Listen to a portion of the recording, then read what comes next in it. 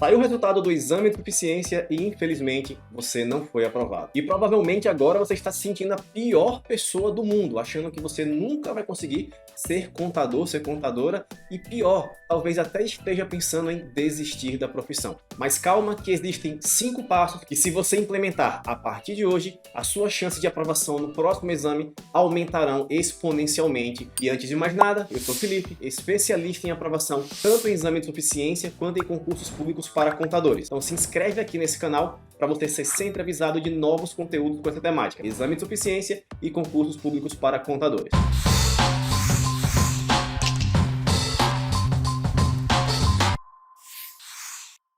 Pois é, pessoal, saiu o resultado do exame de proficiência e boa parte das pessoas, como acontece de forma histórica, não foram aprovadas. Os motivos dessa não aprovação são vários, e eu busquei resumir aqui em 5 pontos, e se você implementar cada um deles, a chance de sua aprovação no próximo exame aumenta de forma absurda, né? E eu tenho visto isso a cada exame. Nós aqui do CFC Academy, nós somos especialistas em recuperar alunos que já vêm de reprovação. Alunos com 1, 2, 5 reprovações, que já vêm de outros cursinhos. Esses cursinhos aí que você provavelmente já conhece, provavelmente você já fez parte, né? Essa galera vem desses cursinhos depois de 1, 2, 5 reprovações e finalmente aqui dentro do CFC Academy elas são recuperadas e elas conseguem a sua aprovação. E um dos motivos dessas pessoas só conseguirem a aprovação aqui no CFC Academy é a aplicação desses 5 passos. E os 5 passos, eles são aplicados de forma concomitante, certo? Não existe, vou aplicar o passo 1 e o 3, o 2, o 4, o 5, não. Então você tem que aplicar o 5,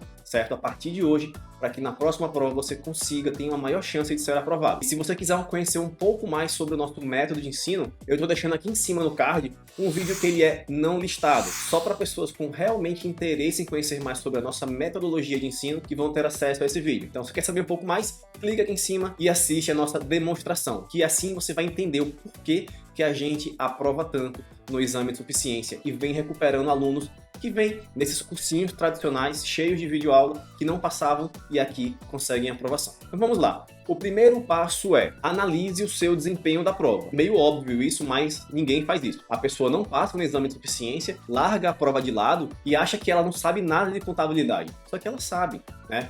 O que ela precisa fazer? Ela precisa analisar o desempenho dela na prova. Por exemplo, olhe quantas questões de contabilidade geral você acertou. Olhe em quais assuntos de contabilidade você acertou e quais você errou. E pense: caramba, eu errei essa questão por quê? Eu caí numa pegadinha? Eu não sabia esse assunto, né? Ou eu estava distraído na hora da prova e acabei errando, lendo com pressa, enfim.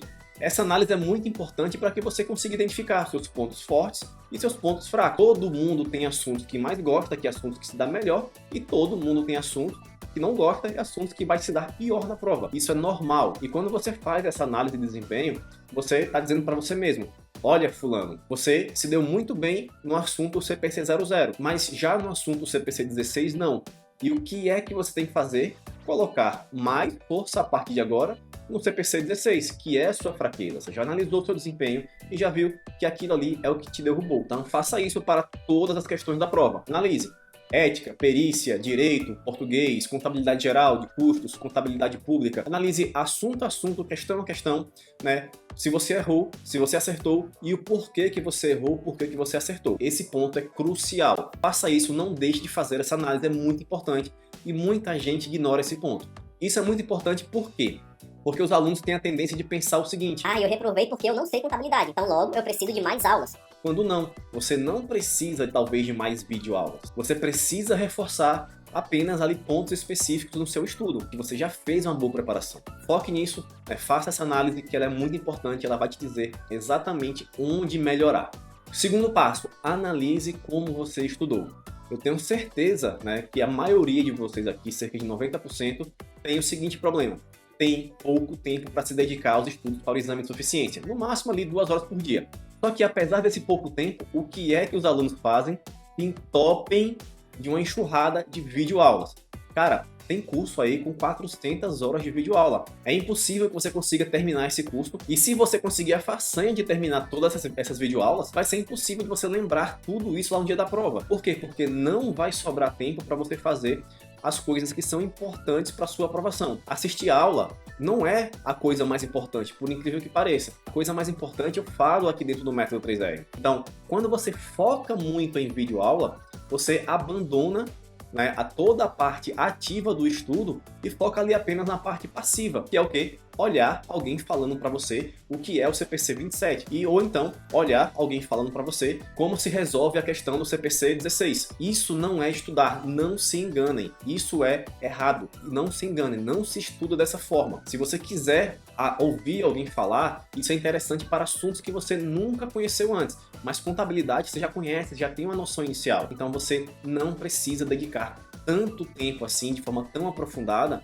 em assuntos de contabilidade, em aulas de contabilidade. Isso é a maior perda de tempo que vocês cometem. E é por isso que quase 90% dos inscritos reprovam. Por quê? Porque a maioria insiste em focar ali em videoaulas, em assistir alguém respondendo questões, em assistir revisões de véspera, quando o mais importante elas não fazem, né? São as duas coisas mais importantes no estudo, que é a prática do estudo ativo, que eu falo lá dentro do método 3R. E esse é o nosso diferencial. Então analise, observe como é que foi a forma que você estudou. Você ficou apenas parado, sentado, olhando alguém falar para você sobre contabilidade? Eu sei que é legal, eu sei que é bonitinho, né? Você ter ali um professorzinho escrevendo, falando com uma vozinha mansa sobre: olha pessoal, isso daqui cai na prova, isso daqui não cai. E esse bonitinho, esse legalzinho, essa forma fácil, gostosa de você passar o tempo ali fingindo que está estudando contabilidade, não vai agregar em nada nos seus estudos. Então é importante que você faça essa autoanálise, essa autocrítica. Como foi que eu estudei? Então, se você estudou dessa forma, apenas olhando alguém falar para você, corrija, não faça mais isso. Terceiro passo, você provavelmente não precisa de mais aulas de contabilidade.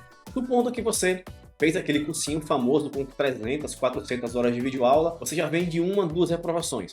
Provavelmente a sua assinatura nesse cursinho está perto de vencer. Geralmente tem assinatura por 1 ano. O que é que você vai fazer? Você vai renovar com esse cursinho? Não. Por quê? Porque você com certeza absoluta não precisa de mais horas de videoaula, como eu falei no passo 1. Você precisa focar de forma estratégica nos assuntos que você se deu mal, que analisou lá o desempenho, poxa, eu fui mal nesse assunto. Então você não precisa novamente assistir mais 300, 400 horas de videoaula. Você precisa revisar de forma estratégica aquele conteúdo que você foi mal. Como é que você revisa de forma estratégica? Foca no que mais cai na prova, foca na forma como a prova cobra aquele assunto. Isso é de extrema importância e os alunos abandonam esse ponto, porque é justamente isso que vai fazer você ser aprovado. Você não precisa devorar o CPC inteiro, a norma inteira, 300, 400, 500 horas de videoaula. Não, você precisa ir direto no ponto que é cobrado em cada assunto, né, na prova do exame de suficiência. E lá dentro do método 3R a gente coloca exatamente isso, né? De cada assunto, somente o que vai ser cobrado na prova. É por isso que você não precisa de mais horas de videoaula. Você precisa ter qualidade nas horas que você vai se dedicar ao estudo. E você tem qualidade de que forma? Focando apenas no que vai cair na prova. Nada mais do que isso. O quarto passo para você observar a partir de agora, certo? Nos seus estudos para o exame de suficiência, é o seu estado mental. Pode parecer bobagem, mas isso influencia muito no seu desempenho no dia da prova. Por exemplo, antes da prova, geralmente as pessoas têm a tendência, né, de assistir revisões de véspera. Eu já falei aqui nesse vídeo que isso é a pior coisa que você vai fazer nos seus estudos. Você vai colocar toda a sua preparação, que foi boa, você fez uma boa preparação, a perder por conta de um único dia que você passou ali 10 horas, 12 horas ouvindo alguém falar. Você recebeu um monte de informação, essa informação não foi processada, você vai esquecer de tudo quando você for dormir, certo? Só que você se cansou, você cansou ali seu estado físico, seu estado mental, e você vai para a prova cansado. E pior, talvez você tenha ouvido ali algum conceito, algum assunto nessa revisão de véspera, e é um assunto que não é tão importante assim. Só que você não fixou aquele assunto, você ouviu superficialmente e você não fixou. Por não ter fixado, você pensou o seguinte: isso é difícil, isso vai cair na prova, eu vou errar e eu vou reprovar por conta disso. E aí você vai lá para a prova com esse pensamento negativo de que esse assunto que não tem mínima importância na prova é o assunto que vai te fazer ser reprovado. Só que você fez uma boa preparação nos assuntos mais importantes. Em contabilidade geral, em ética, em perícia, em português, você fez uma boa preparação. Mas como a nossa mente tem essa tendência de pensar sempre de forma negativa, né? Sempre antecipar o pior cenário, mesmo que ele nunca aconteça, aí você vai lá para a prova pensando: caramba, eu vou reprovar, caramba, eu vou reprovar. E acaba reprovando mesmo. Você vai para a prova com o seu estado mental ali mexido. Então, cuide muito do seu estado mental, cuide dos seus pensamentos. Quando você começar a vir ali um pensamento de dúvida, de medo, pensa: cara, já deu certo. É só você olhar seu desempenho nos estudos. Caramba, eu tô acertando aqui de contabilidade geral 70%, eu respondi 500 questões. Eu tô respondendo questões aqui de ética, acertei 80%. Então, na prova, o seu desempenho vai ser igual ao seu desempenho nos estudos. Nem mais, nem menos, vai ser muito próximo. Tenha isso em mente, cuide do seu pensamento, né? Eu já tratei de vários alunos que estavam indo muito bem nos estudos, mas não estavam tão confiantes assim para a prova. E estavam com medo e pensando até não fazer a prova. Aí eu falei com ele, olha aqui seu desempenho no CFC Questões. Você acha que vai cair algo diferente do que você estuda na prova? Não. Então o seu desempenho na prova vai ser exatamente o mesmo que o seu desempenho no CFC Questões. E o resultado depois da conversa, o aluno foi para a prova e foi aprovado com seus 30 e poucos pontos lá. Então é isso, tenha cuidado com o seu pensamento. A nossa mente tem a tendência de nos trair. Não confie 100% nela, principalmente quando o pensamento é negativo, certo? A gente tem a tendência de criar cenários ruins, sempre os piores cenários apocalípticos, só que esse cenário nunca vai acontecer.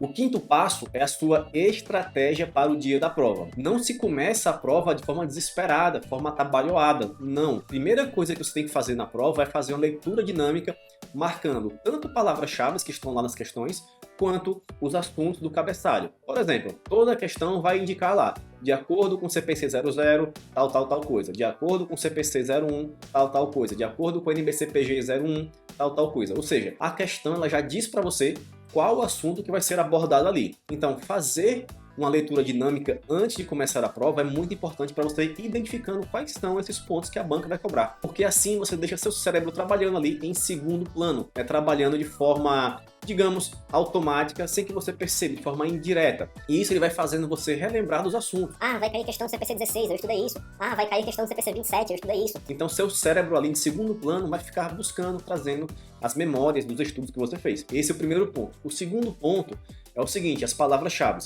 Quais são essas palavras-chave?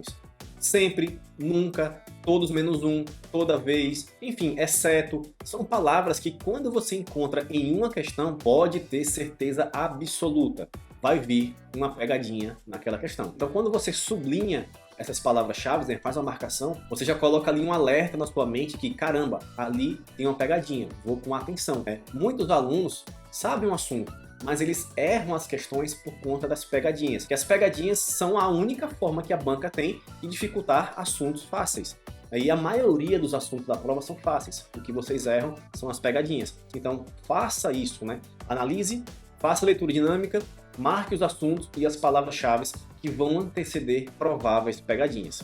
Além disso, durante a prova você vai fazer o seguinte, para um tempo, a cada 30, 40 minutos, dá uma parada, vai no banheiro, toma água, coisa rápida, para dar tempo do seu cérebro descansar, ali mesmo que um tempinho. Quando você está numa academia, você faz ali 3 séries de 15, Por exemplo, bíceps, você faz rosca direta lá, 3 séries de 15. Só que você não faz as 3 séries de 15 seguidas. Você faz a primeira série de 15, dá uma pausa de 1 minuto, 1 minuto e meio, faz a segunda série de 15, mais uma pausa, terceira série de 15, mais uma pausa. Então por quê? Porque o músculo precisa desse pequeno intervalo para que ele se recupere e consiga fazer novamente a próxima série de 15. O cérebro é a mesma coisa, você precisa desses intervalos ali curtinhos, de 5 minutos no máximo, para você descansar, aliviar e continuar a sua prova de forma bem eficiente.